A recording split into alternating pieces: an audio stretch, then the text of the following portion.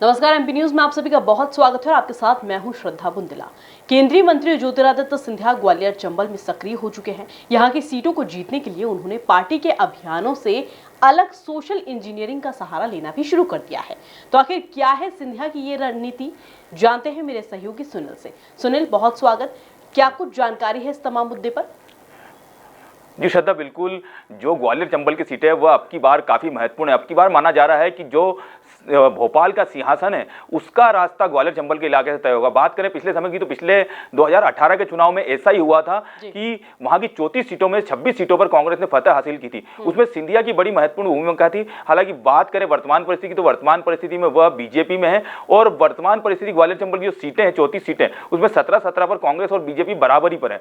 तो इसी बीच ज्योतिरादित्य सिंधिया ग्वालियर चंबल की सीटों पर सक्रिय हो चुके हैं और वह लगातार वहां पर अपना जो जलवा वो बिखेरते हुए दिखाई दे रहे हैं। बात करें उनकी सोशल इंजीनियरिंग की तो हमने देखा जो कल था वह सिख समाज के सम्मेलन और वाल्मीकि समाज के सम्मेलन, इसके पहले वो कुशवा समाज के सम्मेलन और रघुवंशी समाज के सम्मेलन में शामिल हुए थे। तो एक सिंधिया का एक नया स्टैंड है और नई तरह की एक सोशल इंजीनियरिंग है, क्योंकि हमें पता है ग्वालियर चंबल की जो सीटें हैं वहां जो सामाजिक ताना बाना है वह बड़ा महत्वपूर्ण होता है। बात करें 2018 के चुनाव की तो उस समय माइकल लाल का जो नारा था वह ग्वालियर चंबल की सीटों पर काफी महत्वपूर्ण रहा था और उसके आधार पर हमने देखा जिस तरह जो वोटिंग हुई उसके बाद कांग्रेस को वहां पर फतह हासिल हुई। तो अब की बार जो सिंधिया है वह बीजेपी में है और वह सोशल इंजीनियरिंग के जरिए काफी कुछ वहां करके दिखा सकते हैं। और इसी तरह से हम देखेंगे कि ज्योतिरादित्य सिंधिया एक सामान्य अंदाज में दिखाई दे रहे हैं। पिछले दिनों हमने देखा वह अपने जो प्रोटोकॉल है केंद्रीय मंत्री का उसको तोड़ते हुए वह रेस्टोरेंट में गए एक सामान्य व्यक्ति की तरह मिलते हुए दिखाई दिए। तो वह ग्वालियर चंबल की सीटों पे जितने जो नेता हैं बीजेपी के उनसे भी मिलते दिखाई दे रहे हैं और जो उनके समर्थक थे उनके घर पर भी जाते हुए दिखाई दे रहे हैं। तो इस तरह से जो ज्योतिरादित्य सिंधिया है वह सामाजिक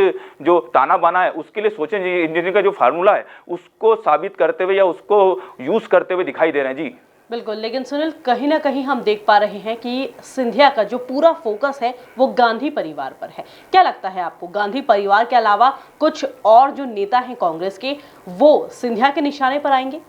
नहीं, बात करें ज्योतिरादित्य सिंधिया की तो कल उन्होंने बयान दिया था कि कुछ पंछी जो हैं वह ग्वालियर चंबल में आएंगे और वादे करेंगे और 5 साल बाद वह उड़ जाएंगे। तो यह बड़ा महत्वपूर्ण है, क्योंकि जिस तरह से हम देखेंगे आगामी समय में कि प्रियंका गांधी 21 जुलाई को ग्वालियर आ रही है और वह यहाँ पर कांग्रेस के जो नेता हैं और जो कार्यकर्ता हैं उनको एक बड़ा संदेश देने वाली। तो ग्वालियर चंबल की सीटों पर प्रियंका गांधी आने के पहले जो सिंधिया का जो बयान सामने आया वो काफी कुछ महत्वपूर्ण है। उसको लेकर हम कह सकते हैं कि जो गांधी परिवार है उस पर सिंधिया निशाना साधते हुए दिखाई देंगे। तो बात करें सिंधिया के पुराने बयानों की तो उन्होंने कहा था कि जो कांग्रेस का जो वोट है वह तुष्टीकरण को, जो मतदाता अगर कांग्रेस को वोट देता है वह तुष्टीकरण की तरफ जाता है और जो बीजेपी का जो वोट है वह संतुष्टीकरण की तरफ जाता है। इसी तरह से देख सकते हैं कि सिंधिया के जो बयान है उसमें बीजेपी और गांधी परिवार पर भी निशाना अप्रत्यक्ष रूप से साधते हुए दिखाई दे रहे हैं।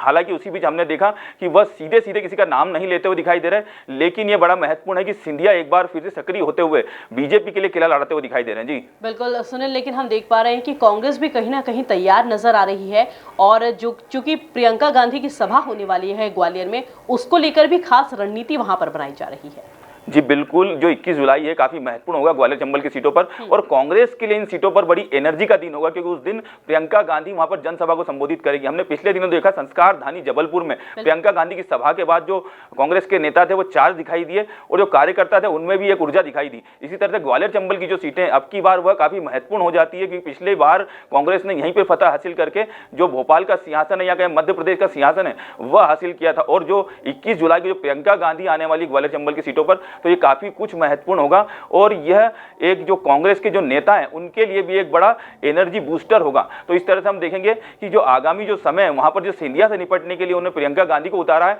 तो उसके बाद हमने देखा जिस तरह से वहां पर दिग्विजय सिंह भी सक्रिय हैं और जो अन्य नेता है कमलनाथ भी वहां सक्रिय दिखाई दिए। डॉक्टर गोविंद सिंह भी कुछ दिनों पहले जो तैयारी है प्रियंका गांधी की सभा की उसका जायजा लेते हुए दिखाई दिए। तो आगामी जो समय है उसमें हम देखेंगे प्रियंका गांधी की सभा के बाद काफी कुछ बदलाव हमको देखने को मिल सकता है। कांग्रेस के नेता एक बार फिर से सक्रिय दिखाई दे सकते हैं। जी बिल्कुल सुनील, यानी कि कांग्रेस हो या बीजेपी सभी विधानसभा के चुनाव की तैयारियों में जुट चुकी है। हालांकि क्या कुछ किस तरह से पलटवार होगा, आरोप प्रत्यारोप लगातार लग रहे हैं और कौन जीतेगा कौन हारेगा ये तो खैर बाद में ही पता चलेगा चुनाव के।